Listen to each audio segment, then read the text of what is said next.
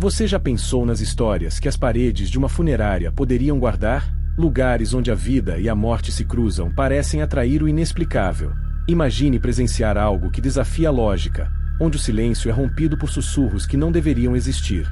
Hoje, você será levado a 3 funerárias brasileiras, cada uma marcada por relatos assustadores que vão gelar sua espinha. Prepare-se para descobrir um lado sombrio e perturbador desses lugares tão comuns, mas repletos de mistérios. Está pronto para encarar o que se esconde nas sombras? O sussurro no velório. Antônio, um experiente agente funerário, trabalhava há anos em uma funerária no interior do Paraná. O local, conhecido por seu silêncio perturbador, sempre carregou uma aura de mistério. Em uma noite de inverno, ele se preparava para um velório que começaria à meia-noite, uma prática incomum, mas solicitada pela família. Enquanto organizava as cadeiras, notou um estranho frio que parecia emanar do chão. Ele ignorou, pensando ser apenas o clima, mas uma sensação de ser observado não o abandonava. As horas passavam, e o desconforto aumentava. Quando a luz da sala principal piscou pela 3ª vez, Antônio foi até o quadro de energia verificar a instalação. Tudo parecia em ordem, mas os apagões continuavam, como se algo quisesse atrair sua atenção. Ao retornar, um som baixo chamou sua atenção, um sussurro quase imperceptível vindo do corredor que levava à sala de preparo dos corpos. Ele decidiu investigar, armado com uma lanterna. Enquanto caminhava pelo corredor estreito, o som se intensificou. O nome dele foi sussurrado repetidamente, como se algo ou alguém estivesse próximo. Antônio parou em frente à porta da sala de preparo e a abriu lentamente. Nada estava fora do lugar, exceto o espelho no canto da sala. A superfície parecia manchada, mas quando ele se aproximou, viu algo escrito com um dedo invisível. "Por que está aqui?" Arrepiado, Antônio tentou apagar a mensagem com um pano, mas a frase permanecia. O som dos sussurros desapareceu, sendo substituído por uma quietude quase opressiva. A sensação de perigo iminente era palpável. Sem explicação lógica, ele decidiu terminar seus preparativos e ignorar o que havia presenciado. Porém, sabia que aquela noite ainda guardava algo sombrio.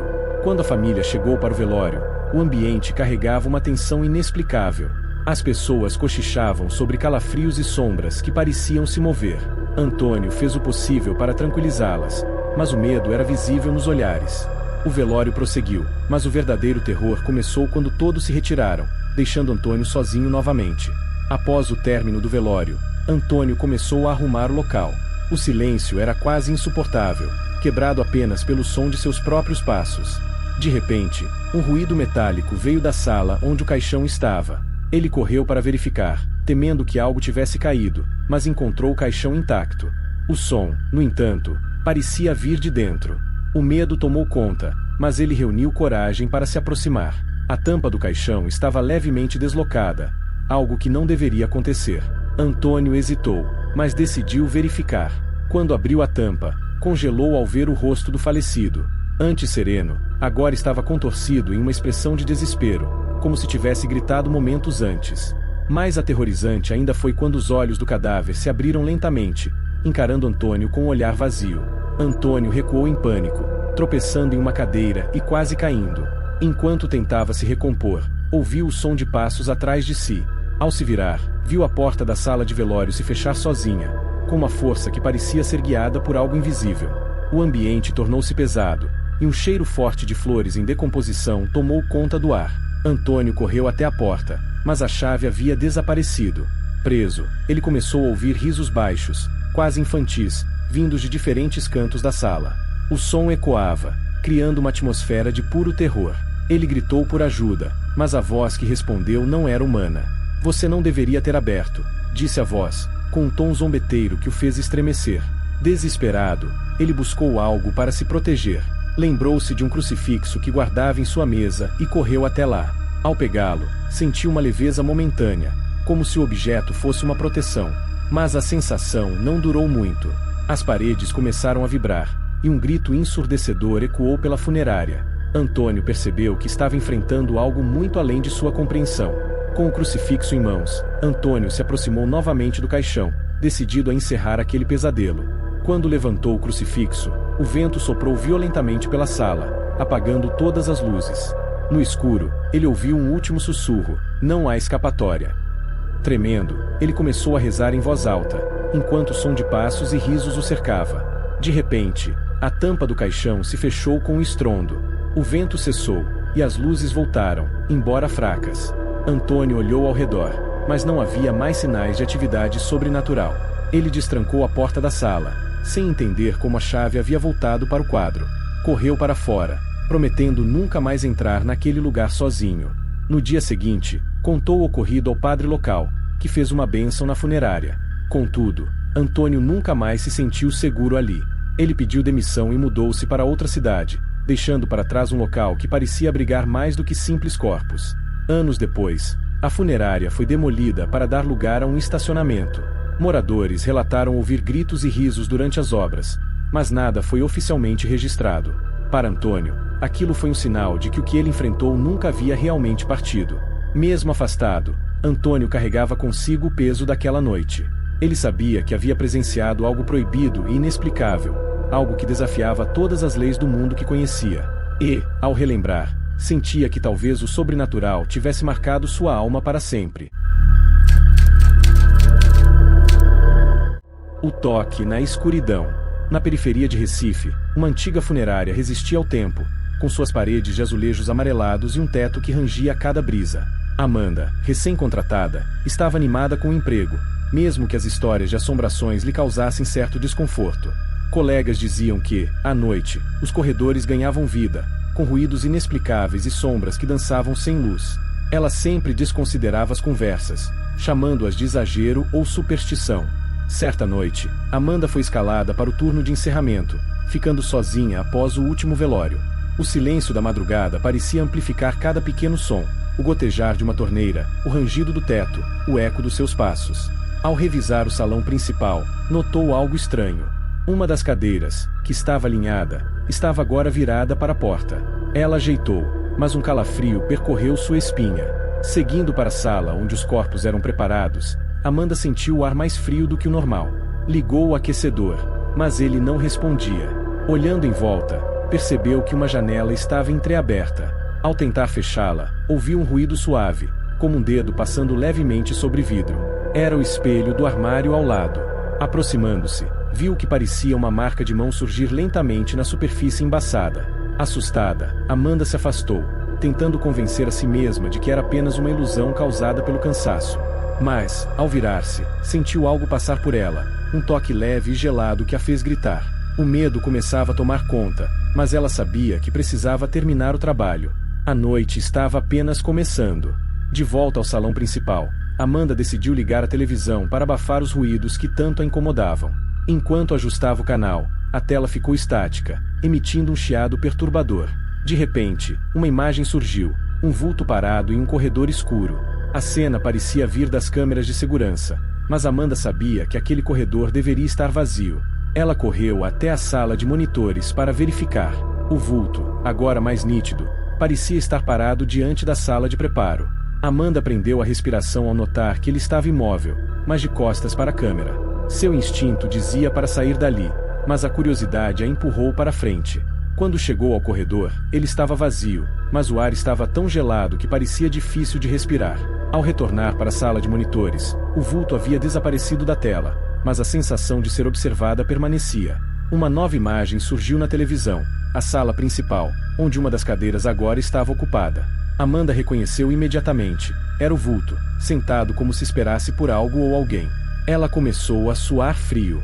Cada passo em direção ao salão principal parecia uma eternidade. Quando entrou, encontrou todas as cadeiras vazias. O cheiro de flores mortas era mais forte, e um eco distante de risos infantis podia ser ouvido. Olhando ao redor, Amanda notou um bilhete em uma das cadeiras, escrito com uma caligrafia tortuosa: "Você nos sente?" Amanda correu para a saída, mas a porta parecia trancada por dentro. Ao tentar forçar a maçaneta, sentiu uma mão gélida segurar seu braço. Ela gritou, mas ao olhar para trás, não havia ninguém. Com o coração acelerado, começou a rezar em voz alta, implorando para que aquilo acabasse. O ambiente ao seu redor parecia vibrar, como se a própria funerária estivesse viva. De repente, a porta se abriu com um estalo, e Amanda saiu correndo para a rua. Ao olhar para trás, viu o vulto parado na entrada, imóvel, como se a observasse partir. Ela caiu de joelhos no asfalto, ofegante e em choque. Um vizinho que passava ajudou-a a se levantar, mas, ao olhar para a funerária, disse não ter visto nada de anormal. No dia seguinte, Amanda pediu demissão. Ela não conseguia explicar o que havia acontecido, mas sabia que nunca mais entraria naquele lugar. Mesmo assim, os sonhos vinham todas as noites. Ela via o vulto, sentado na cadeira, repetindo a mesma pergunta: "Você nos sente?" Meses depois, a funerária foi fechada por falta de manutenção. Moradores locais começaram a relatar luzes acendendo sozinhas e sons de cadeiras arrastadas durante a madrugada. Amanda, já longe dali, evitava falar sobre o assunto. Mas, no fundo, sabia que havia tocado algo proibido, algo que jamais deveria ter sido perturbado. O funeral inacabado. Em uma pequena cidade no interior de Minas Gerais, a funerária São João Batista era conhecida por realizar cerimônias impecáveis. Pedro, o proprietário, herdou o negócio do pai e se orgulhava da tradição familiar. Mas havia uma história que ele raramente contava, uma experiência tão perturbadora que preferia esquecer. Tudo começou com o funeral de um homem chamado Joaquim, um andarilho sem família que havia falecido sob circunstâncias misteriosas. Naquela noite, o caixão de Joaquim foi deixado na capela da funerária para um velório solitário, já que ninguém compareceu para prestar homenagens. Pedro, com pena, deixou uma vela acesa e se recolheu ao escritório para organizar os papéis. Tudo parecia tranquilo até que ouviu o som de passos ecoando pelo salão vazio. Ele foi verificar, mas não encontrou ninguém. O caixão permanecia fechado, e a vela queimava suavemente. De volta ao escritório, Pedro sentiu uma presença. Um vento frio atravessou a sala, apagando a luz da lâmpada. No escuro, ele ouviu uma batida lenta e constante, como se viesse do caixão. Pegou uma lanterna e voltou à capela, o coração acelerado. Quando iluminou o caixão, viu algo que o fez recuar. A tampa estava ligeiramente aberta, e um cheiro de terra úmida dominava o ambiente. Ele fechou a tampa com força, murmurando uma oração. Mas, ao se virar, viu marcas de pés descalços no chão de mármore, levando até a porta de saída. Pedro sentiu um arrepio subir pela espinha. Ele sabia que algo estava errado, mas tentou se convencer de que era apenas sua imaginação. No entanto, aquela noite estava longe de terminar. Ao retornar à capela para apagar a vela, Pedro encontrou o salão em total escuridão. Todas as luzes haviam apagado, e o ambiente parecia mais pesado. Enquanto procurava o interruptor, ouviu um sussurro vindo do fundo da sala. Era uma voz baixa e rouca, repetindo algo que ele não conseguia entender. Ele congelou no lugar, incapaz de decidir se enfrentava o desconhecido ou fugia. Com a lanterna tremendo em suas mãos, Pedro avançou lentamente até a origem do som. O caixão estava novamente com a tampa aberta, e dentro dele, uma visão aterrorizante. Joaquim, com os olhos abertos e um sorriso macabro no rosto, parecia estar olhando diretamente para ele. Pedro caiu para trás, derrubando a lanterna, que rolou pelo chão, deixando a sala na penumbra. Enquanto lutava para se recompor, ouviu o som de algo arrastando pelo chão. A lanterna iluminava parcialmente o corredor, revelando marcas como se o caixão estivesse sendo puxado. Ele correu para pegar a lanterna, mas sentiu algo gelado segurar sua perna. Pedro gritou, chutando o ar até conseguir se soltar. Ao olhar para trás, viu uma sombra que se movia rapidamente para a capela. Desesperado, Pedro correu para a saída, mas a porta estava inexplicavelmente trancada. Ele bateu e gritou, tentando chamar a atenção de alguém lá fora, mas o silêncio era total. De repente, o som de risos ecoou pela funerária, vindos de diferentes direções. Pedro percebeu que não estava sozinho e que a presença que sentia não era deste mundo. A situação chegou ao ápice quando o sino da capela, que não era tocado há anos, começou a soar repetidamente. Pedro voltou ao salão principal, decidido a encerrar aquele pesadelo.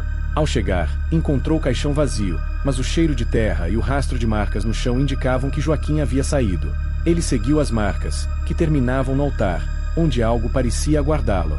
No altar, uma figura encapuzada estava ajoelhada, rezando em voz baixa. Pedro tentou chamar sua atenção, mas a figura se levantou lentamente, revelando o rosto de Joaquim. Ele abriu os braços como se fosse abraçar Pedro, mas seu sorriso era mais ameaçador do que acolhedor. Pedro, tomado pelo medo, começou a rezar, pedindo proteção divina. Enquanto rezava, o ambiente ao seu redor começou a mudar. As paredes da capela pareciam se fechar, e o som do sino ficou mais alto e ensurdecedor. A figura de Joaquim se desfez em uma sombra densa que se dissipou no ar. O caixão, que estava vazio, agora estava selado, como se nunca tivesse sido aberto. Pedro caiu de joelhos, exausto e em choque. Na manhã seguinte, a funerária estava em perfeito estado, como se nada tivesse acontecido. Pedro tentou contar a história para alguns amigos, mas ninguém acreditou. Todos diziam que era fruto do estresse e da solidão do trabalho.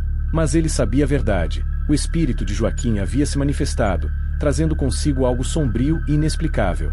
Desde aquela noite, Pedro nunca mais realizou funerais sozinho. Ele sentia que a presença de Joaquim ainda rondava a funerária, esperando a próxima oportunidade de aparecer. E, toda vez que o sino da capela tocava, mesmo sem vento, ele sabia que era um aviso de que o terror nunca realmente havia acabado. E então, você teria coragem de passar uma noite em uma funerária depois de ouvir esses relatos? Essas histórias não são apenas para nos assustar, mas para nos lembrar de que há mais entre o céu e a terra do que podemos compreender. O que você faria se estivesse no lugar dessas pessoas? Enfrentaria o desconhecido ou sairia correndo, sem olhar para trás? O sobrenatural não pede licença para aparecer, e essas experiências provam que até os lugares mais comuns podem esconder segredos perturbadores. Será que estamos preparados para encarar o inexplicável quando ele nos encara de volta? Agora é sua vez. Você acredita que esses relatos são apenas histórias ou existe algo além do que conseguimos explicar? Deixe sua opinião nos comentários. E não esqueça de se inscrever no canal, ativar as notificações e compartilhar este vídeo com quem ama um bom mistério. Vamos juntos explorar o desconhecido e descobrir o que mais está escondido nas sombras.